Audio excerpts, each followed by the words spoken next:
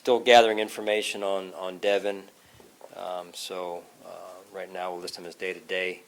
And Taryn and Andre are both progressing, and we'll see where that goes this week. So with that, we'll open it up to your questions. Is day-to-day considered a good thing at this point, or is it still too early to even make that decision? Yeah, it's still day-to-day more so for just some question marks yet in terms of the evaluation. Look like you pulled up mid-run. Usually guys do that. It's like they cramped up or something. So this is more advanced than that. Or this is more Yeah, again, still don't know definitively at this point what's going on there. Hey, Coach, how close was Tyler this week? He's done a little bit more each successive week here. Was he pretty close on Sunday, or Yeah. just curious where he was at? Right? No, yeah, he's put in a couple good weeks, actually, Chris. So we just want to see how he does this week, and same situation. We'll take his case day to day, and I know he's anxious to get out there, and I thought he had a good week last week, and looking for him to build on that this week at practice. Batted passes, Coach, defensively the first 2 weeks. I mean, it really kind of helped your pass defense out. Is that like at a point now where it's an added weapon for your defense to utilize each week? I mean, No, we'd like to get there to the quarterback, but when we can't get there, we try and affect the quarterback any way we can, and our defensive line coaches do a really good job. Bill Turlink and Aaron White kind of coaching it. There's a timing element on that as well. So we've been productive the first 2 weeks with it, and then you saw Trent Murphy with the hustle play, just phenomenal effort and a big change in momentum before half there. So going off that, how do you, Leslie, measure successful pass rush? If you're watching film and you say, yeah, that was a... Yeah, I mean, there's a lot of variables in that with timing again, and whether or not we can affect the quarterback, and there's different things we look for. Sometimes, numbers in terms of sacks don't always tell an accurate story. Sometimes they do. Most of the time, there's more to it than just sacks. Harrison Phillips seemed to, Yeah. sorry. Yeah, I think he. Appreciate that. This case with Ed, he's been so close to the quarterback so frequently in these first 2 games. I guess, is that one of those situations where you have to look beyond sacks to really measure what Russell has? No, I think Ed's playing with really good effort. He's got a lot of work to do, and just in terms of the overall down in and down out execution, coordination with the rush plan, and he's a young player that's only going to continue to get better as he continues to put more and more time in and continue to understand the opponent and life in the NFL, and which is naturally the case for most young players. Harrison Phillips seemed to have a pretty nice game. What did you see when you went back and watched the film and how he played? Yeah, really good to see. Harrison, just from the minute he's walked in the door, has taken his job and maxed his job out. And whatever his job has been, this week he got a little bit more volume in his job and rushed the passer better than he's rushed before, and he's worked on that. He was in his gap in the run defense and very active yesterday, and I thought, to your point, he played a really good game. What do you front four in and out a lot? You substitute guys in and out a lot. You've done that since you got here. How do you decide? Is it a feel thing as the game's going? How do you decide? Do you go in with a snap count in mind? How do you come up with those numbers? Yeah, I mean, our defensive line coaches do it along with Leslie in terms of their plan during the week. So we just believe overall in trying to throw multiple fastballs at an offense, different looks, different rep count depending on maybe weather. It was warm yesterday, so we wanted to have fresh bodies, in particular down the stretch. So thought we did a pretty good job with that in the rep count spread across the board yesterday amongst a number of guys. So and you saw the results of that. They were productive down to the end of the game there, which was important for us. Sean, the impressions of what you've seen from the offense after really had 2 tough quarters, 2 sloppy quarters in the first game, to how it's been able to get off as it did from the start and put together those 3 touchdown drives. Yeah, I thought the execution was at an all-time high yesterday. And really going back to the last couple drives against the Jets, those 80-some yard drives or so, whatever they were, you have to be able to execute at a high level to string together those types of drives and to have the discipline, to have the mental toughness, and to have the fundamentals to go along with it. That takes a lot to string those type of drives together and come up with 7 points. And then that also goes, you have to cap it off with good red zone offense as well. And how much does that speak to Josh? And the maturation, his maturation, and how he's taking control of the huddle and such. Yeah, I mean, it's looking, Josh is in his second year, so he would tell you a lot of work yet to be done. I think he's understanding the game a little bit better within the game and what he can and can't do and how to respect just in terms of, and how effective the checkdowns can be at times. You look at a great example was in the game the other day, yesterday we had the third down close to the goal line at the end of the game, and he threw the ball away. And then the next play was a penalty on special teams on them, and we get a first down. So I think that in and of itself is a step.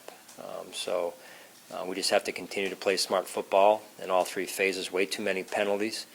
Yesterday in particular, pre-snap and post-whistle penalties, and the guys know how I feel about those. Sean, what if anything changes in preparing for a home game as opposed to road games to start the season, especially for younger guys? Yeah, we talked about it a little bit this morning. First of all, we're excited to play at home. It's good to be home in front of our fans, and yet the preparation still has to be the same in terms of our process, and within that they have to understand that there are sometimes there's some things we have to handle, tickets, all that process is a little bit different. So we want to get that squared away as early as we can and get focused on our preparation. This is a good football team coming in here.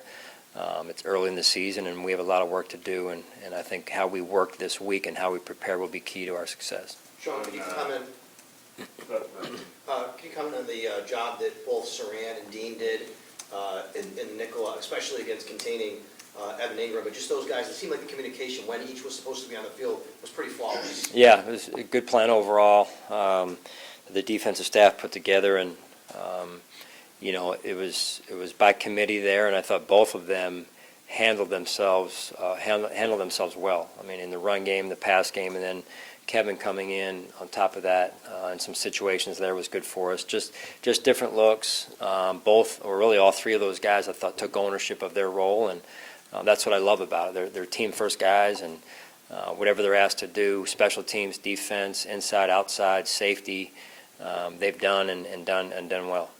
Sean, TJ Yeldon hasn't played a lot the first couple of weeks, but maybe that changes with Devin's status. How has he practiced? How has TJ practiced? And is he ready for that expanded role if it comes to that? Yeah, no, TJ's done a nice job to this point. He's embraced his role as well. He hasn't gotten as many of the touches or lined up in the backfield quite as much as the other two have to this point. But really appreciate the way that he's just gritted his teeth and gone to work every day, all the way back from training camp up until now. So, whatever his role is this week, I expect he'll do the same and be mentally tough and give us all he's got. He had a fumble in the first preseason game that it was probably a low moment for him, but it seemed like the rest of the preseason he kind of turned it on a little bit. Did you notice that too, that he kind of ramped it up after that? Yeah, no, listen, that was a great opportunity for TJ and for us to learn as a team that you got to take care of the football. I think it was in the first game against the Colts in preseason, and he handled it in an extremely mature way, and I appreciate that. And again, I think he's just put his head down. He's worked. He doesn't say much. He's just worked, and you got to work, and sometimes you got to work while you wait, and I think he's done that. What's the first and foremost thing that keeps you grounded after 2-0? We've been around this league long enough to know that we got to continue to grow. We're not where we need to be, and we've got a lot of work to do. And the penalties, I thought we lost our edge a little bit in yesterday's game, in particular in the early part of the third quarter, and the way we finished the game. Bless you. The way we finished the game, I didn't think we finished it the right way, so I was not happy with that. Sean, look around the league at all the quarterback injuries. Roethlisberger done for the season. Drew Brees gets banged up. how much confidence do you have in Matt Barkley, and how happy are you to know that you have him in your back pocket in case if anything ever happened to Josh?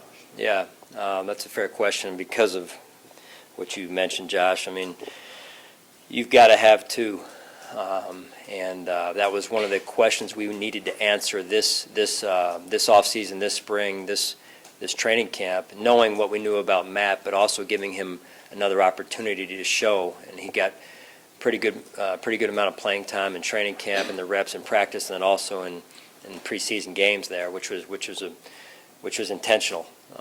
And we thought collectively he handled himself extremely well, and he's a great young man with a great smile and a great joy about him, brings a great energy to our football team. Sean, that hit Micah had to jar the ball loose, I mean, just such technique, the textbook hit, and no penalty, obviously, and, guys, officials might be looking for that. Just how satisfying is that to know that, everybody was on the same page as far as the technique used, how he was able to approach that? Yeah, he did a great job. I mean, that's probably like you would coach it, I imagine, Sal. I mean, lowered the strike zone, kept his head out of it, and didn't put the opponent in danger at all. And big time play on third down to get off the field because they were inside the red zone there.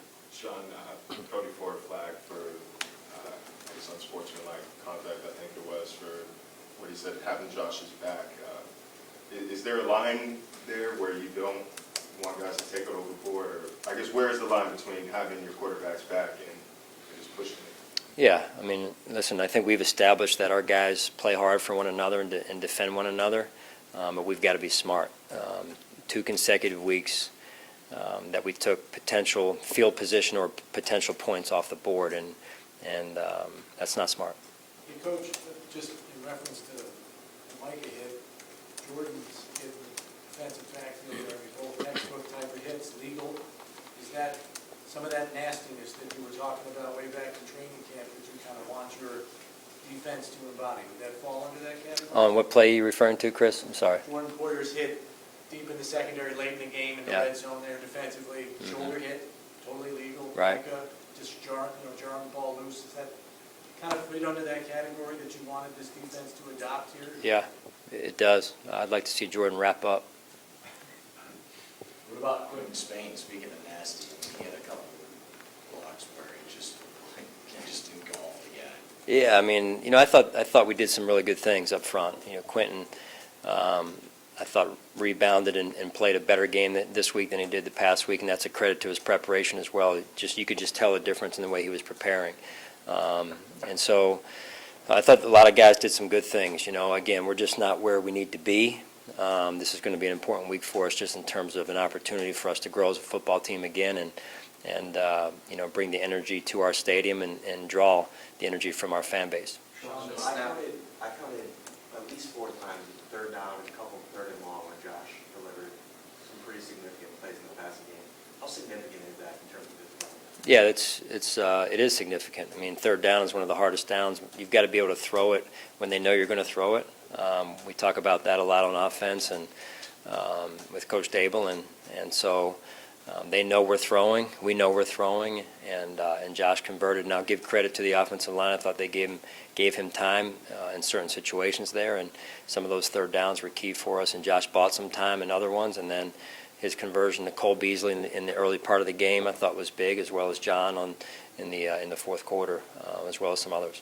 Sean, Ty, slightly edging Cody in snap counts. After watching the film, do you anticipate that continuing to be the rotation we've seen at right tackle? Yeah, we'll see. Again, it's going to be game to game at this point. It's just the season's too young to really put a finite number at this point or to commit at this point, especially early in the week. Sean, you've had some long drives. How important is it to be able to move down the field that way and sustain those type of long drives distance-wise? Yeah, I mean, I think that's the mark. As you look at some of the really good offenses over the years, that you can sustain those drives. And when you need a drive, like we needed a drive yesterday, when momentum was starting to swing a little bit, when they pulled within 7, I thought our offense answered and put a heck of a drive together, both run and pass game mixed in there, and I thought our offensive line did a real nice job in there. All right, thanks, guys. Thank you, Sean.